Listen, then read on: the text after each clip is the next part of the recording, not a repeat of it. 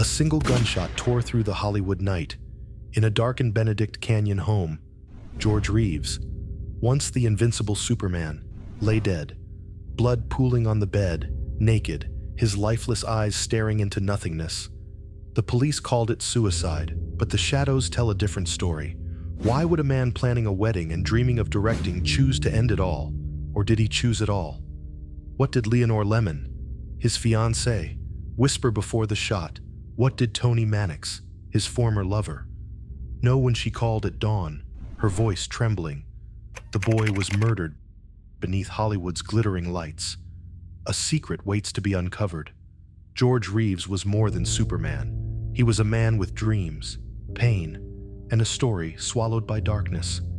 Join us on this journey, where light and shadow intertwine, to find the truth behind the hero's death. Chapter 1. The First Steps to Glory That Drowned George Reeves. Under Hollywood's dazzling lights, George Reeves gripped a pen, smiling as he signed a contract in 1952. The role of Superman in Adventures of Superman, a golden ticket to stardom. Who could have known that moment, with the ink still wet, not only lifted him to hero status for 35 million viewers, but also loaded the bullet that would end his life. The man set to soar across screens had once knelt in the dark, hands caked with mud, digging ditches to survive. Superman, the symbol of invincibility, was judged by his own dreams, pushed toward a mysterious death in 1959. To understand why the role of Superman both crowned and haunted George to his final days, we must return to the beginning, where dreams and shadows first entwined. A boy from Woolstock, Iowa, born in 1914, carried a burning dream. George Kiefer Brewer, the name his mother gave him, later changed to Reeves to chase fame. In Pasadena, he sang, boxed, and acted at the Playhouse, his eyes blazing like an unquenchable fire. Crowds adored him. In 1939, Warner Brothers spotted him. George stepped into Gone with the Wind. Though in a small role, he had talent, looks, and ambition. But inside, he lacked peace. His childhood was fractured, parents separated. His mother remarried Frank Basolo, then lied that he'd killed himself, though he lived until 1944. Those wounds left George lonely, always yearning to prove his worth. By 1943, he starred in So Proudly We Hail. The press raved a new star. He stood under stage lights, feeling fame's warmth. But World War II hit like a storm. George enlisted, performing in Winged Victory on Broadway, serving his country with his talent. When he returned, Hollywood had changed. Leading roles vanished. He scraped by with bit parts, doing manual labor to get through. People in 2025 recalled George sitting in a dim boarding room, staring into a mirror, his eyes clouded with disappointment. What was I born for? He asked himself. Hollywood opened its doors, then slammed them shut. Each day, he felt judged not by fans, but by an industry that promised light and then abandoned him. Rumors said his mother, Helen, pushed him into acting, as if to redeem her own unstable childhood. That pressure was an invisible chain, tightening around George's heart. He smiled for friends, but inside, he was afraid he wasn't good enough, afraid his dreams would fade. Then the Superman contract came, like a light at the tunnel's end. But was that light salvation, or a curse that would trap him, leading to a windowless room in Beverly Hills where a gunshot would echo, forever hiding the truth? Did the Superman contract unlock George Reeves' dreams, or bind him to a tragedy with no escape? Chapter 2. A symbol of strength haunted to death. George Reeves donned a red cape, soaring across a staged sky, his smile radiant as if he were truly the Man of Steel. Adventures of Superman exploded in 1952, drawing 35 million viewers weekly, making him an idol for a generation. But a bitter truth hid from the cameras the invincible hero. When the lights dimmed, sat alone in a bar, a trembling whiskey in hand, judged by the very role that deified him. Superman, the part that launched him to glory, was a sharp blade, cutting deep into his heart, trapping him in a shadow he couldn't escape. Picture it, George, now Superman, walked the streets, kids cheering, calling him hero. He was a beacon of hope and strength. With 104 episodes captivating America, he had fame, admiration, and the glory he dreamed of in Pasadena. But he lacked one thing: freedom. Hollywood saw him only as Superman, not George Reeves. Directors shook their heads, refusing him other roles. "You're the Man of Steel," they said, as if that was all he could be. Each rejection was a stab, reminding him his talent honed at the Playhouse was buried under that red cape. To make ends meet, George wore the Superman costume for ads and wrestling shows. Once, a boy brought a gun to an event, wanting to test if bullets would bounce off him. George smiled, gently explaining the bullets could hurt others, but inside, he trembled. He wasn't a superhero, just a man trapped. Fans deified him, but it was a violation. They stole his true self, leaving only a fabricated hero. He drank more, whiskey becoming his refuge. People in 2025 wrote that he felt shame, not for lack of fame, but for being defined by a role that wasn't him. He longed to direct, to write scripts, but every attempt saw Hollywood push him back to Superman. Turner Classic Movies noted rumors of his stalled career might be exaggerated. He was considered for a role in Hitchcock's Psycho, but that didn't ease the pain. A producer reportedly mocked him at a party. "Who do you think you are without the cape?" The words were a knife to his pride. He smiled for cameras, but in the dark, he asked himself, "What am I without Superman?" Each night, he stared into his drink, seeing his face distorted, judged by the fame he'd once craved. The role he thought was salvation became his prison, and in that prison, darkness grew, leading to a summer night in 1959 when a gunshot would echo, forever hiding the truth. When the world sees you only as a hero, how do you escape that shadow? Or does it swallow you whole? Chapter 3, Did Love Strangle the Man of Steel? Under Hollywood's flickering lights, George Reeves sought a sanctuary, a love to soothe his weary heart. He was Superman, the invincible hero who enthralled America. But his heart was broken by two women, Toni Mannix and Leonore Lemmon, his kryptonite. Not sparkling gems, but promises of love laced with jealousy, kisses hiding knives. George, a symbol of unyielding strength, was judged and violated by the very love he sought. Pushed toward a summer night in 1959 when a gunshot rang out, forever concealing the truth. Imagine it. After divorcing his first wife, Eleanora Needles, in 1950, George fell into the arms of Toni Mannix, wife of Eddie Mannix, a powerful Hollywood figure with shady underworld ties. Toni, wealthy and captivating, bought George a lavish home, cars, and fine clothes, as if caging him in gold. Strangely, Eddie seemed unbothered, even joining George and Toni on vacations with his own mistress, like a twisted play. But Toni wasn't paradise. She called nightly, her voice sweet yet chilling, like a blade at his throat. George felt violated not by love, but by control.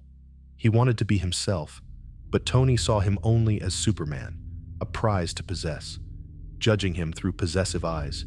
Then, in 1958, George fled Toni for Leonore Lemmon, his second kryptonite, a beautiful but volatile flame. Lemmon, with a fiery temper and a past tied to a wealthy heir, turned every moment into a battle.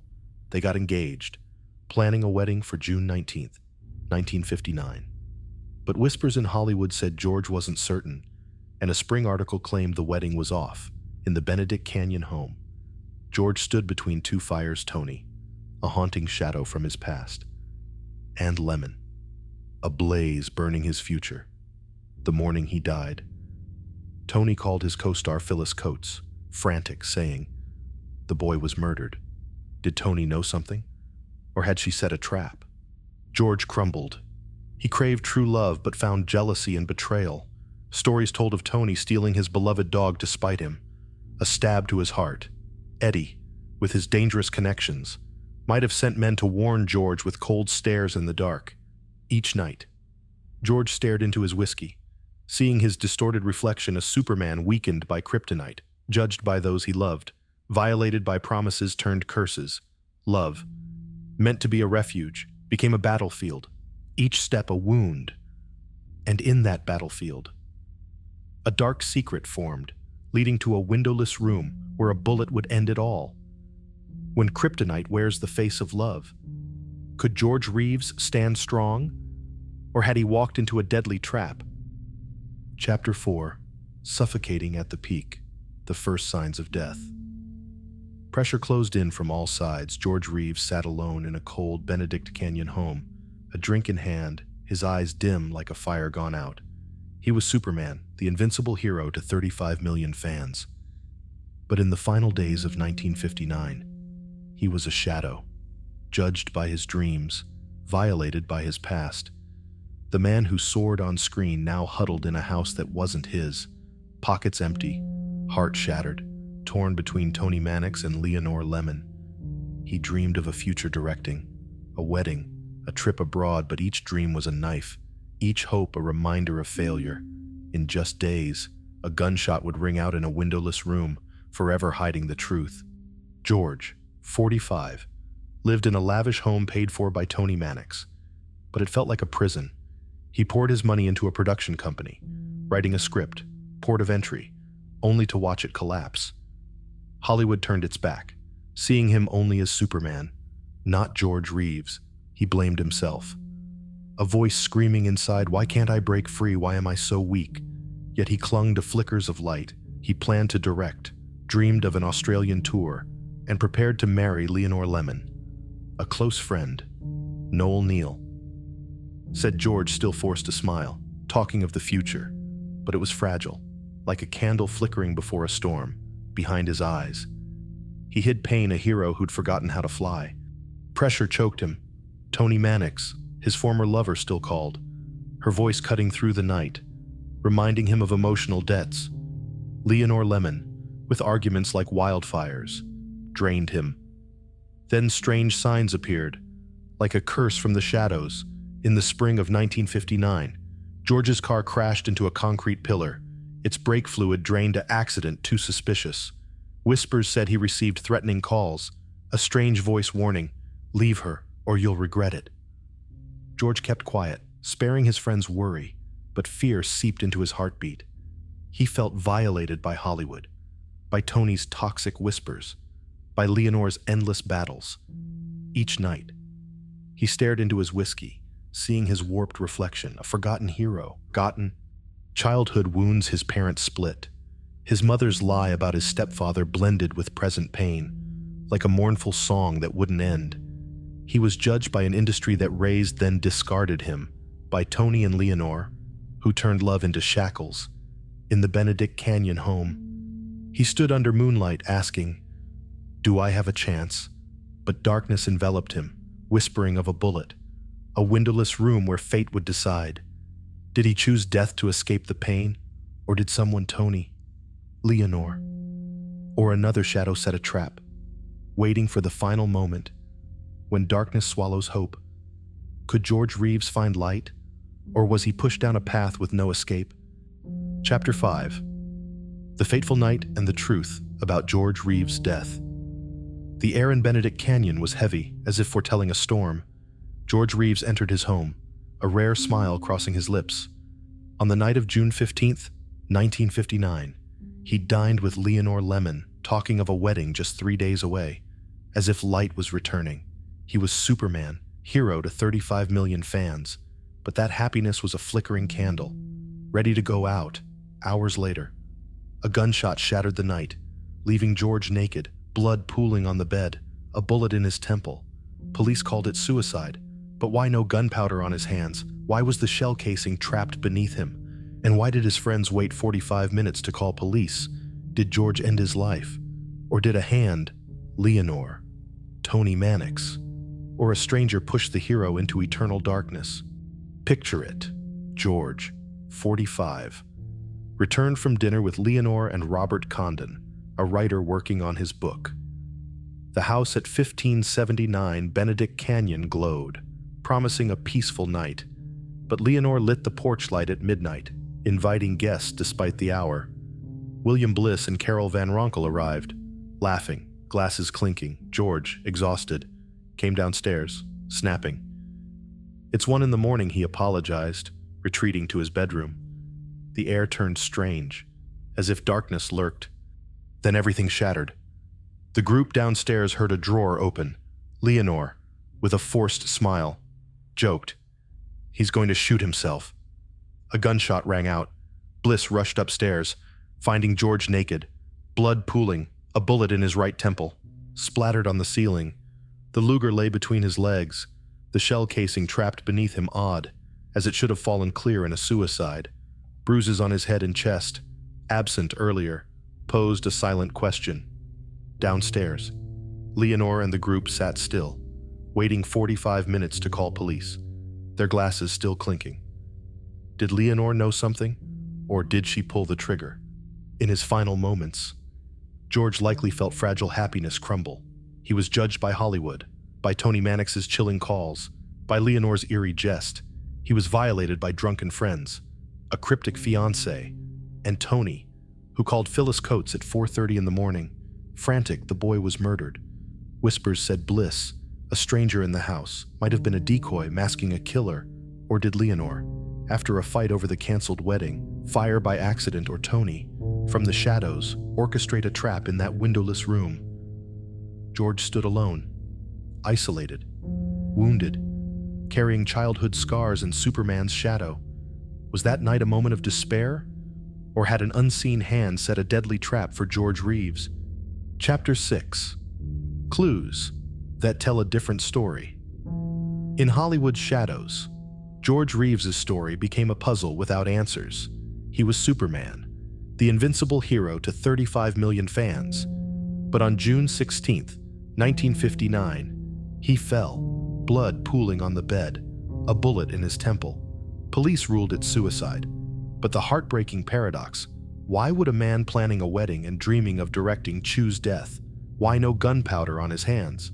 Why 2 mysterious bullet holes in the floor? And why did Tony Mannix, his ex-lover, frantically tell a friend? The boy was murdered, George was judged, violated by those around him, leaving an eternal mystery. Did he end his life? Or did Leonore Lemon, Tony Mannix, or an unseen hand push the hero into darkness?